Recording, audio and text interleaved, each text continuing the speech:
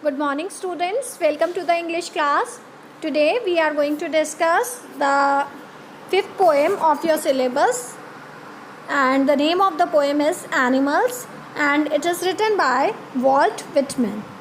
Now let us start with the poem. First of all, let us know about the poet Walt Whitman. So Walt Whitman is a major figure in American poetry, means he is the famous poet in American poetry. He was a non-conformist man in all respects, including his social life, means he doesn't believe on any particular religion. As a fact, in an age when all poetry was rhymed and metrical, Whitman made a break with tradition and wrote a revolutionary new kind of poetry in free verse. Means usually we used to see when any poem we read, we find a particular rhyming scheme for that poem. But here, when Walt Whitman started writing the poems, then he began to write in the free verse, where no rhyming scheme is there. So that is called the free verse. Now let us know about the poem. So in this poem, the writer expresses his feelings about animals. Writer, being an animal lover, compares his life at home with animal and that with a human. He finds human to be more complicated and false as against animals, which are according to him placid and self-contained. Animals do not dissatisfy their condition, nor do they have mania of owning things compared to the human beings. No animal is unhappy over his miscondition. The writer, in the end, gives a sarcastic reference, symbolically trying to say that animals remind him of his childhood things, means of his past. Writer wonders these memories of childhood as token which he feels to have fallen by him long ago. So here the author has compared animals with the human beings, and he finds animals better than human beings in their behavior. Okay, now let us see what would we get to learn from this poem. So we would learn about a revolutionary new kind of poetry in free verse. As I have told you that Walt Whitman has begun to write in free verse. It means without any rhyming scheme. The intimate feelings of animals towards human and that of a human towards the same. And the feeling of self-sufficiency that animals have for themselves, means they are self-contented and they never be unhappy over miscondition from animals. And various literary devices and poetical words we will learn when we read the poem. So without wasting time, let us start with the poem. So the poem goes like this. I think I could turn and live with animals. They are so placid and self-contained. I stand and look at them long and long. So here the poet wants to express his feelings that he is thinking about his decision to live with animals. Why?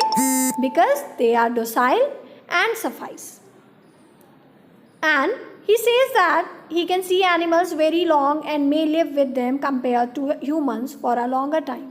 Means here the poet is preferring to live with animals more time than being with the human beings, because he didn't find human beings company as comfortable as he finds the company of the animals. So let us see the poetical idea behind this stanza. The whole stanza has enjambment, literary device used into it. So enjambment means when one line changes towards the another one without any punctuation mark. So here in the first line we can see that I think I could turn and live with animals. They are. And then the second line comes, so placid and self-contained. So there is no punctuation mark between they are and so placid. Therefore, enjambment poetic device is being used here. Then the writer uses unrhymed words to explain his feelings better. Means many a times what happens that to make the poem rhyming, some of the words not become clear. Therefore here the poet has used the free verse type of poetry to make his feelings more clear. Then he has also tried to use abbreviation to reduce the script labor. Script labor means the written work. He just wanted to reduce, therefore he has written the abbreviations. Abbreviations means the short form of some words. Let's move towards the second paragraph. They do not sweat or whine about their condition. They do not lie awake in the dark and weep for their sins. They do not make me sick, discussing their duty to God. Not one is dissatisfied, not one is demented with the mania of owning things. Not one kneels to another, nor to his kind that lived 1,000 years ago. Not one is respectable and unhappy over the whole world, whole earth. So let us see the meaning of this paragraph. Or tries to express his feelings about animals that they never contemplate their condition. Never do they weep for their sins, lying awake in the dark. They also do not disrupt the writer talking about God and the services they made. No one is dissatisfied nor have the mania of owning things. No animal, according to writer, kneels to another. Also, they never kneels to their ancestors or God. No animal is respectable and unhappy over the whole earth. Now, let us see the poetical idea behind this paragraph. The whole stanza has enjambment. Enjambment I have described earlier also, that without any punctuation mark when one line moves towards the other one. Then, the poet tries to compare the behavior of animal with that of human.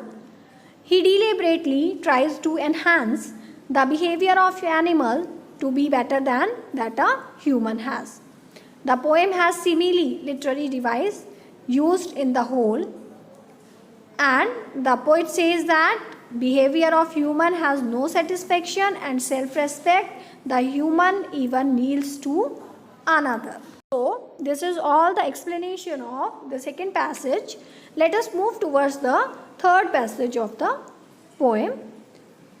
So, they bring me tokens of myself, they evince them plainly in their possession. I wonder where they get these tokens. Did I pass that way huge times ago and negligibly drop them? So, here the writer says that he just regret that earlier human beings were having all these qualities which now he finds in the animals and which are not present there in the human beings. So he was quite surprised that from where these animals have got these qualities of human beings, and they have claimed about their possession over them. So let us see the meaning of this paragraph. The writer says symbolically that animals remind him of his childhood things or morals. They also show them with great affection and no arrogance. The writer wonders where did they come to know about it. He feels that he has passed there long time ago and accidentally fall them as tokens. This is the sarcastic reference in the end of the poem.